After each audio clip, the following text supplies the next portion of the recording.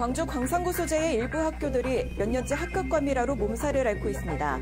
타 자치구에 비해 학생들의 비율은 높지만 이를 수용할 학교와 학급은 현저히 부족한 탓인데요. 좀처럼 해결되지 않는 광산구 학급 과밀화 현상에 대해 취재해봤습니다.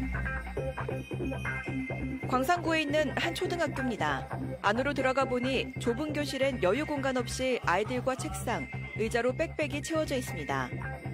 최근 교실은 84제곱미터 남짓 25명을 기준으로 만들어지는 추세. 하지만 이곳의 학생 수는 30명을 훌쩍 넘었고 34명에 이르는 학교들도 있습니다. 신도심이 집중된 광산구의 많은 학교에서 이 같은 학급 과밀화 현상이 발생하고 있습니다. 젊은 부모들이 늘면서 취학 아동도 크게 증가했지만 이를 수용할 학교와 교실은 턱없이 부족하기 때문입니다.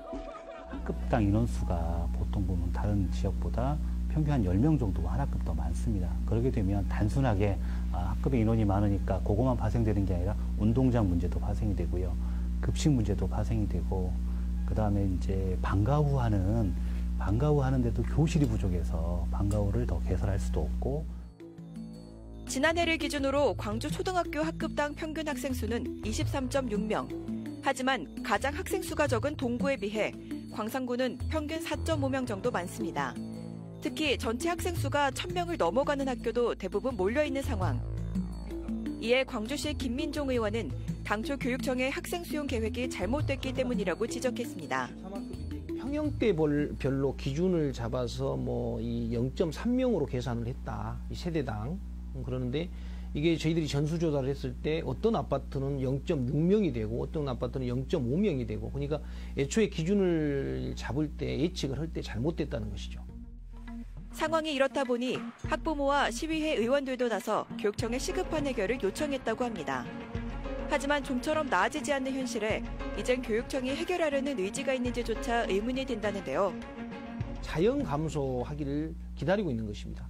별다른 대책 없이 한정된 학교 부지에서 1차, 2차 중축은 마쳐버렸고 더 이상 중축할 수 없는 상황이고 대책을 저희들이 이야기를 하면 자연 감소가 될 것이다. 현재로서는 방법이 없다. 예산에 문제가 있다. 그래서 이런 어려움이 있다. 이렇게 지금 핑계만 대고 있는 것입니다. 교육청은 어떤 대안을 갖고 있는지 입장을 듣고자 직접 찾아가 봤습니다. 수안지구에 있는 학교들이 대부분 중축을 다 했어요. 그래서 더 이상 부지가 협소해서 추가 중축이 좀 어려운 상태고요. 아까 신설은 교육부에서 승인권을 갖고 있기 때문에 어렵고요.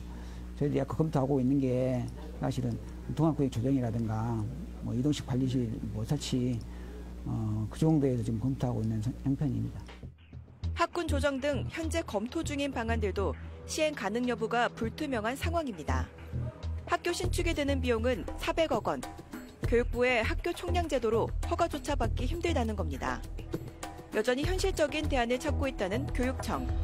하지만 일각에선 아이들의 문제인 만큼 개선을 위해 발벗고 나서야 한다고 지적했는데요. 아이들은 우리의 미래라고 그러잖아요. 아이들의 것만큼은 제대로 투자하고 제대로 해주는 것이 맞지 않나 싶습니다.